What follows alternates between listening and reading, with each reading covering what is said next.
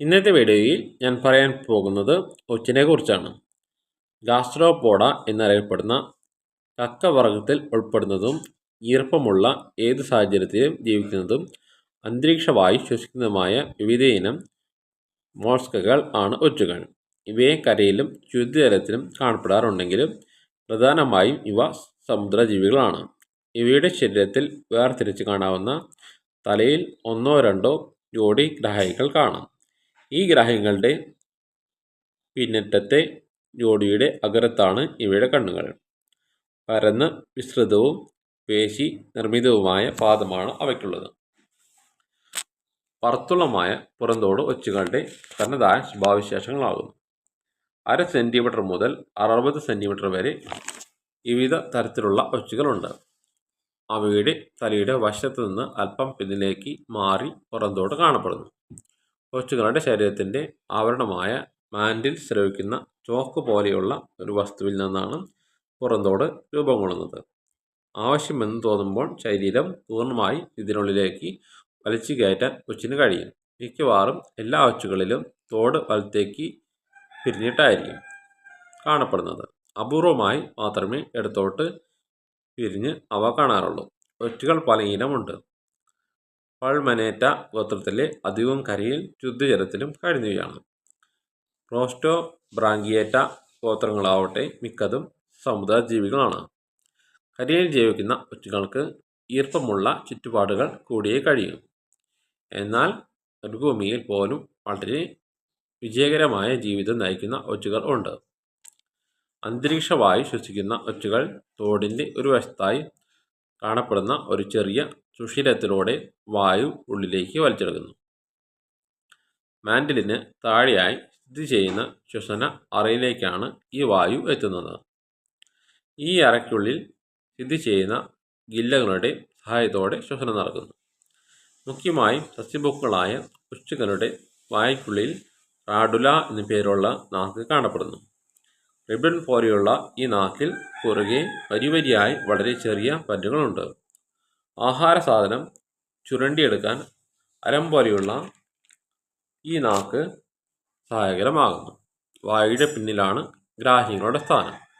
മാംസഭുക്കുകളായ ഒച്ചുകളുമുണ്ട്. കരയിലും ശുദ്ധജലത്തിലും ജീവിക്കുന്ന മിക്കവാറും എല്ലാ ഒച്ചുകളും ഉഭയലിംഗികളാകുന്നു. എന്നാൽ കടലൊച്ചുകളിൽ ലിംഗഭേദം ദൃശ്യമാണ്. മുട്ടയിടുകയാണ് ഭൂരിഭാഗത്തിൻ്റെയും പ്രജനന മാർഗം. വലുപ്പം കൂടിയ എല്ലാ ഒച്ചുകളുടെയും മുട്ടകൾക്ക് കടുപ്പമേറിയ തോടുണ്ടായിരിക്കും.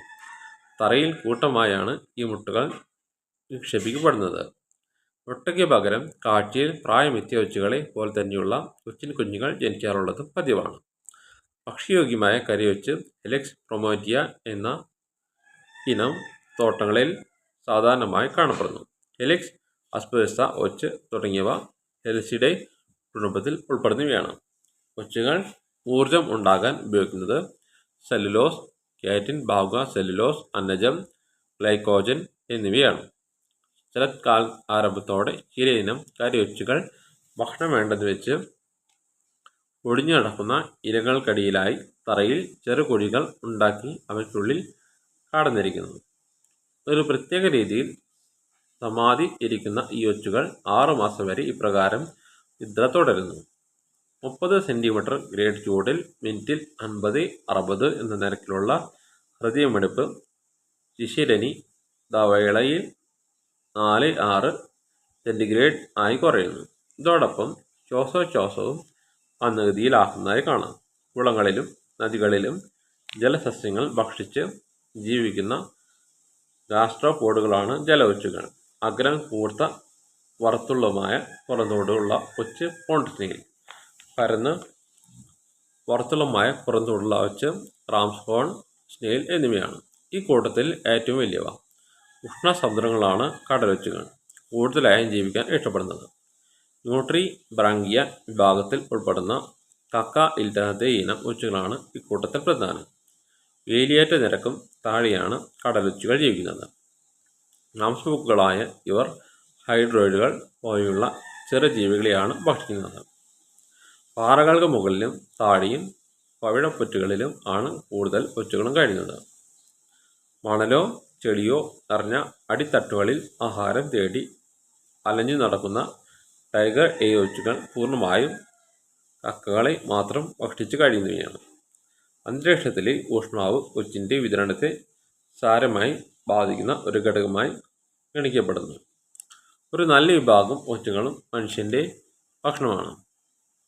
കക്കയുള്ള ഒച്ചുകളിൽ അപൂർവം ചിലതിൻ്റെ കക്ക ഉരച്ചെടുത്ത് ബട്ടനും മറ്റു ചില ആഭരണങ്ങളും ഉണ്ടാക്കുന്നു.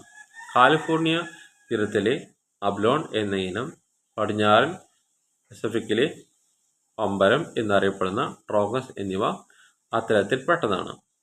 ട്രോക്കസ് കേരളത്തിലെ കടൽ തീരങ്ങളിലും സുലഭമാണ്.